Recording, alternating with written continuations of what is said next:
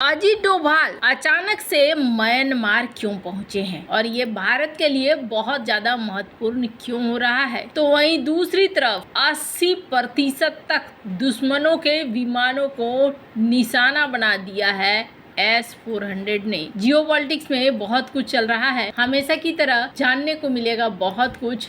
आइए जानते हैं इन खबरों को विस्तार। भारत के राष्ट्रीय सुरक्षा सलाहकार अजीत डोभाल शुक्रवार को म्यांमार दौरे पे थे, जहां राज्य प्रशासन परिषद के अध्यक्ष आंग वाइंग ने इनका स्वागत किया। इस दौरान अजीत डोभाल ने म्यांमार के प्रधानमंत्री सीनियर जनरल मिन आंग हैन से भी मुलाकात की। दोनों नेताओं के बीच बातचीत में भारत और म्यांमार के बीच सीमा क्षेत्र में शांति और स्थिरता स्थापित करने के उपायों को लेकर बातचीत हुई। आपको बता दें, भारतीय राष्ट्रीय सुरक्षा सलाहकार अजीत डोभाल बंगाल की खाड़ी पहल यानी कि बिम्स्टेक के सुरक्षा प्रमुखों की चौथी वार्षिक बैठक में भारतीय प्रतिनिधिमंडल का नेतृत्व करने के लिए म्यांमार में पहुंचे थे। इस दौरान दोनों नेताओं के बीच बहुक्षेत्रीय तकनीकी और आर्थिक सहयोग को लेकर बैठक हुई। म्यांमार की एक रिपोर्ट के मुताबिक इस बैठक में दोनों देशों के बीच मैत्रीपूर्ण संबंधों और सहयोग, म्यांमार की राजनीतिक प्रगति, स्वतंत्र और निष्पक्ष बहुदलीय लोकतांत्रिक आम चुनाव कराने की तैयारी पर बातचीत के साथ ही सीमा क्षेत्र में शांति और स्थिरता स्थापित करने के लिए जो विचार हैं आपस में प्रकट किए गए हैं। वैसे आपको बता दूं, कुछ चीजें ये भी कही जा रही है कि क्या सीमा पर कुछ बड़ा फैसला होना है। म्यांमार के प्रधानमंत्री से ऐसे अजीत डोभाल क्यों मिले हैं, अचानक ये मुलाकात क्यों ही हुई है, भारत से लगी म्यांमार की सीमा पर इतनी अशांति आखिर किस लिए है, क्या अजीत डोभाल सीमा पर शांति का रास्ता ढूंढने म्यांमार के पीएम के साथ बैठक कर रहे हैं? तो इसका जवाब है हाँ। इस बैठक में भारत म्यांमार की ओर सीमा क्षेत्र में शांति और स्थिरता बनाए रखने के उपायों पर चर्चा हुई है। भारत और म्यांमार के बीच 1643 किलोमीटर की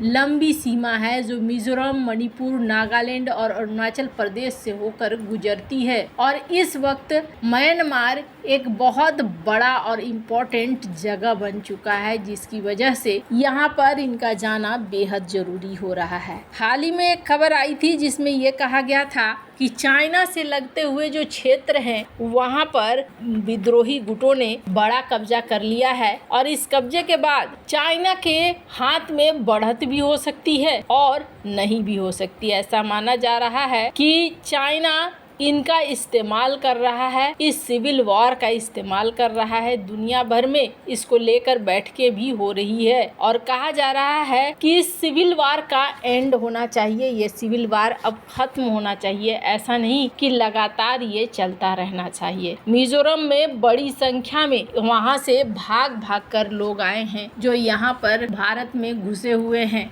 और भारत के लिए एक बड़ी समस्या बन रहे हैं। फिलहाल के लिए कहा जा रहा है कि ये जो क्षेत्र है, ये क्षेत्र बहुत ही ज़्यादा महत्वपूर्ण हो जा रहा है, इसलिए भारत यहाँ बहुत ही एक्टिव रूप में आ रहा है। वैसे अभी कहा जा रहा है कि म्यांमार में विपत्ति और भी ज़्यादा टूटने वाली है, क्योंकि करीब 1,30,000 लोग बाढ़ से भी प्रभावित होने वाले हैं, जो म्यांमार के बड़े इलाके में शुरू हो चुकी है आना। अब दुनिया में इस अशांति के बीच में बिम्स्टेक में पहुंचे थे अजीत डोभाल। तो अजीत डोभाल ने यहाँ मुलाकात भी की। 2021 में तख्ता पलट के बाद से वहाँ पर लोकतंत्र बहाली के लिए व्यापक धरना प्रदर्शन हो रहा है और अभी भी वो चीजें हो रही हैं जिसको लेकर भारत चिंतित भी है। वैसे अमेरिका में भी इस चीज को लेकर चर्चे हो रहे हैं। स्क्रीन पर एक तस्वीर देख रहे हैं आप। इस तस्वीर को डेरेक जे ग्रोसमैन ने शेयर किया है, जिसमें इन्होंने कहा है कि देखो हम अपनी विदेश नीति किस तरीके से चलाते हैं। वियतनाम के जनरल सेक्रेटरी ट्रॉन्ग की मृत्यु हो गई और उसके फ्यूनरल पर भारत ने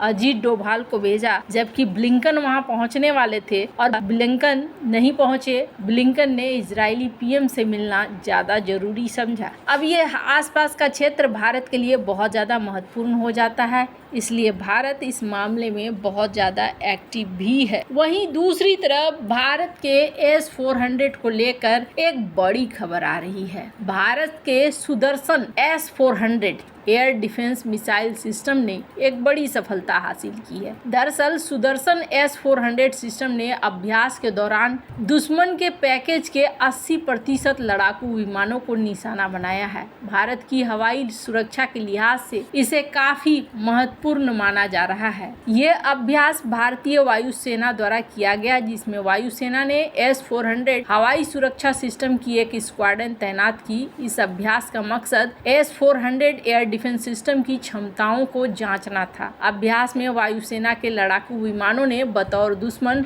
उड़ान भरी और अभ्यास के दौरान S-400 ने अपने टारगेट को लॉक किया और बतौर दुश्मन उड़ान भर रहे करीब 80% विमानों पर निशाना साध लिया। S-400 को वायुसेना द्वारा तैनात किया गया है और अभी S-400 की 3 स्क्वाड्रन की तैनाती की जा चुकी है। साल 2026 तक इसकी 2 और स्क्वाड्रन भारत पहुंच सकती है। आपको बता दें, S-400 हवाई सुरक्षा सिस्टम को रूस के द्वारा विकसित किया गया है। भारत ने रूस के साथ 35,000 करोड़ में 5 S-400 सिस्टम की डील की थी। अभी डील के तहत 2 और स्क्वाड्रन भारत पहुंचनी है। भारत सरकार ने रूस से अपील की है कि बाकी बचे हुए 2 स्क्वाड्रन की भी जल्द ही आपूर्ति की जाए। भारत की हवाई सीमा को चाक चौबंद करने के लिए हाल ही में वायुसेना को MRSM और आकाश मिसाइल सिस्टम भी मिला है। साथ ही इजराइल का जमीन से हवा में मार करने वाला स्पाइडर क्विक रिएक्शन सिस्टम भी भारत की हवाई सीमाओं को चाक चौबंद कर रहा है। भारत के लिए इस वक्त अपने डिफेंस सिस्टम को मजबूत करना सबसे ज्यादा जरूरी हो गया है, क्योंकि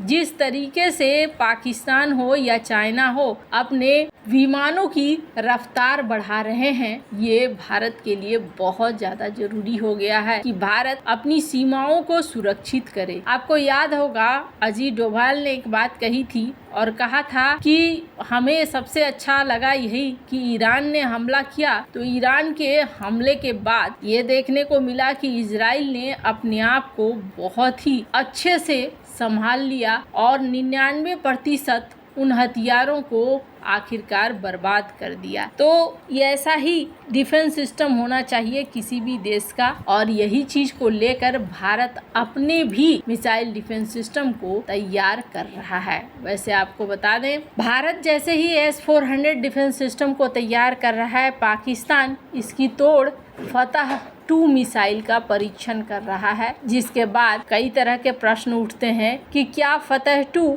400 किलोमीटर तक मार करने वाली प्रभावशाली रेंज वाली इस मिसाइल सिस्टम को चुनौती दे सकता है। पाकिस्तान की ISPR ने फतह 2 के बारे में कुछ जरूरी जानकारियां साझा की है और दावा किया है कि इस मिसाइल सिस्टम में अत्याधुनिक एवियोनिक्स, एक सेफ्टी डेस्क, एक सोफिस्टिकेटेड नेविगेशन सिस्टम और एक फ्लाइट ट्रेजेक्टरी है। वैसे आपको बता दूं, जिस तरीके से ये चल रहा है, जब तक ये कभी इस्तेमाल नहीं होगा तब तक ये कहना मुश्किल है, पर यहाँ पर S-400 बहुत बड़ी चुनौती दे रहा है पाकिस्तान को। वैसे आपको क्या लगता है, इन सब मामले में आपकी क्या राय है, कमेंट कर जरूर बताएं। जल्द मिलते हैं अगले वीडियो में नई खबर के साथ।